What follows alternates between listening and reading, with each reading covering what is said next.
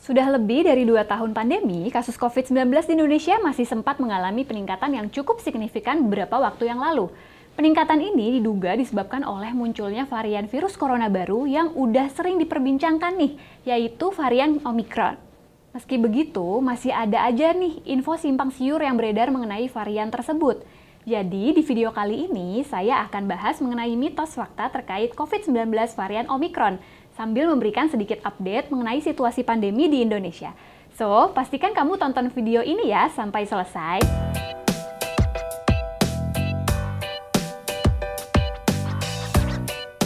Halo, saya Dr. Bella dari Allo Dokter. Hingga kini, virus corona diketahui sudah bermutasi menjadi beberapa varian yang perlu diwaspadai. Salah satunya varian Delta.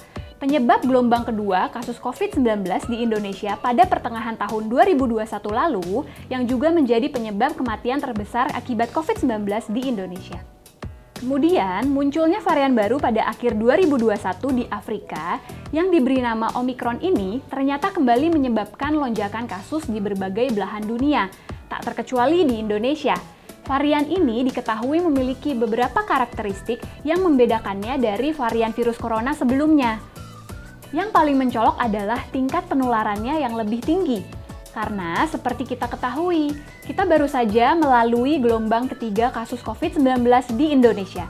Dengan kasus konfirmasi harian terbanyak mencapai hampir 65.000 kasus, mengalahkan rekor kasus harian pada gelombang kedua akibat varian Delta. Selain itu, penelitian juga menyebutkan bahwa masa inkubasi varian Omicron cenderung lebih cepat dari varian lainnya, sehingga waktu munculnya gejala sejak terpapar virus menjadi lebih singkat. Itulah tadi sedikit update mengenai situasi pandemi di Indonesia, khususnya terkait varian Omicron.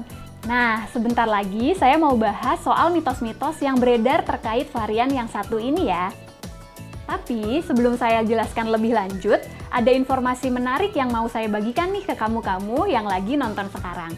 Kalau kamu mau konsultasi mengenai berbagai masalah kesehatan termasuk tentang COVID-19, kamu bisa loh menggunakan layanan telemedicine chat bersama dokter di aplikasi Allo Dokter.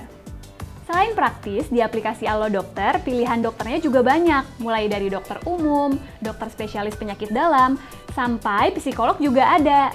Dan saat konsultasi, respons dokternya cepat loh. Biasanya nggak sampai 5 menit, pertanyaanmu udah bakal dijawab.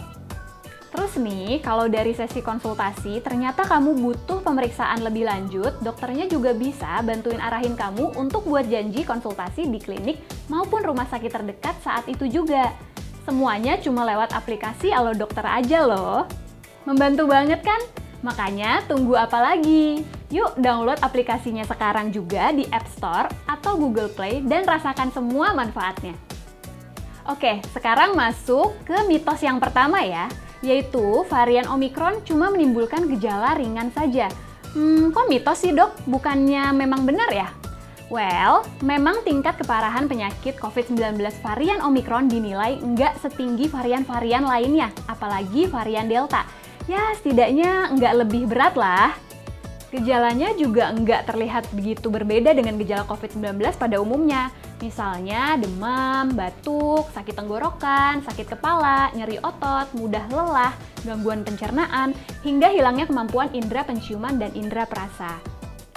Tapi, buat yang lansia, penderita penyakit komorbid, dan orang yang belum mendapatkan vaksin, varian Omicron tetap aja berpotensi menyebabkan gejala yang berat, seperti sesak napas, bahkan bukan nggak mungkin kematian juga.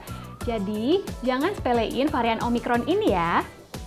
Lanjut ke mitos yang kedua, yaitu vaksin COVID-19 disebut-sebut nggak mempan melawan varian Omicron. Nah, ini jelas-jelas nggak benar ya. Karena hingga saat ini, vaksinasi masih menjadi salah satu cara yang diketahui efektif untuk menurunkan risiko serius dari infeksi virus corona varian apapun. Terlebih, data Kementerian Kesehatan Republik Indonesia pun menunjukkan bahwa 60% pasien bergejala berat dan meninggal dunia akibat infeksi virus corona varian Omicron adalah orang-orang yang sama sekali belum pernah menerima vaksin COVID-19. Jadi, sayang banget ya kalau kamu dan keluarga termakan oleh mitos ini hingga jadi ogah vaksin ya. Mitos yang ketiga, yaitu semua orang termasuk yang belum pernah mendapat vaksinasi COVID-19 nggak akan mengalami gejala parah akibat varian Omikron. Sebenarnya, kalau dipikir-pikir, mitos ini sama sekali nggak masuk akal loh.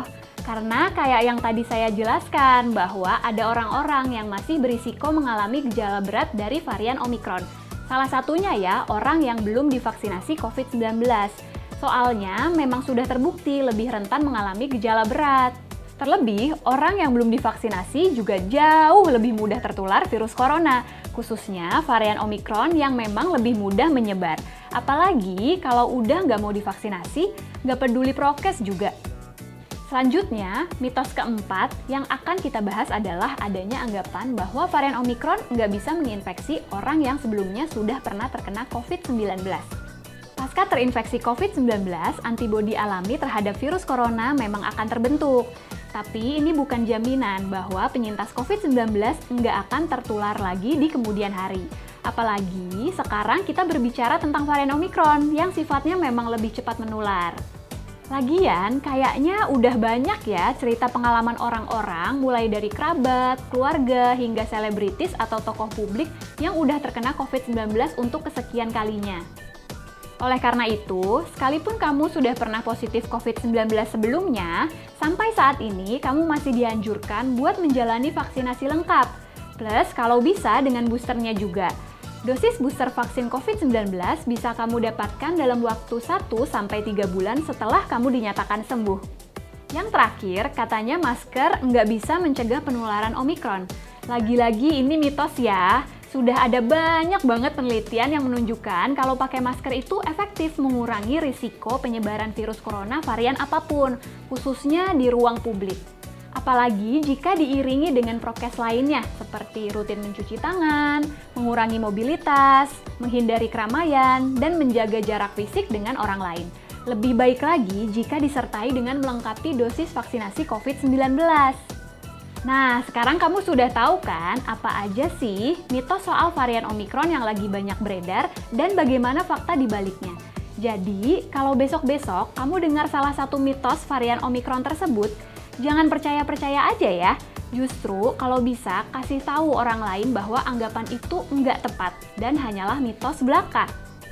Kemudian, ingat juga kalau kamu mengalami gejala-gejala Omikron seperti tadi yang sudah kita bahas, atau jika kamu baru saja ada kontak erat dengan orang yang terkonfirmasi positif COVID-19, segeralah lakukan tes swab antigen atau tes PCR di vaskes atau laboratorium yang terafiliasi dengan Kementerian Kesehatan.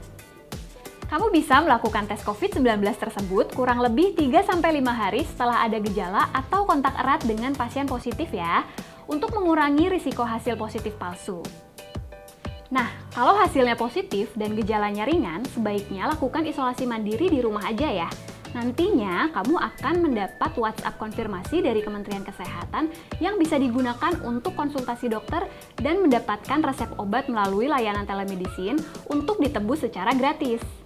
Tapi, kalau gejalanya sedang hingga berat, seperti sesak napas parah, keringat dingin, tiba-tiba merasa linglung, kulit pucat atau tampak kebiruan, dan dada berdebar-debar, langsung aja kunjungi IGD terdekat untuk mendapatkan penanganan intensif. Oke deh, kayaknya segitu dulu informasi yang bisa saya sampaikan kali ini. Semoga bermanfaat dan bisa bikin kamu tambah aware sama COVID-19 ya, terutama sama varian Omikron yang sedang melanda saat ini.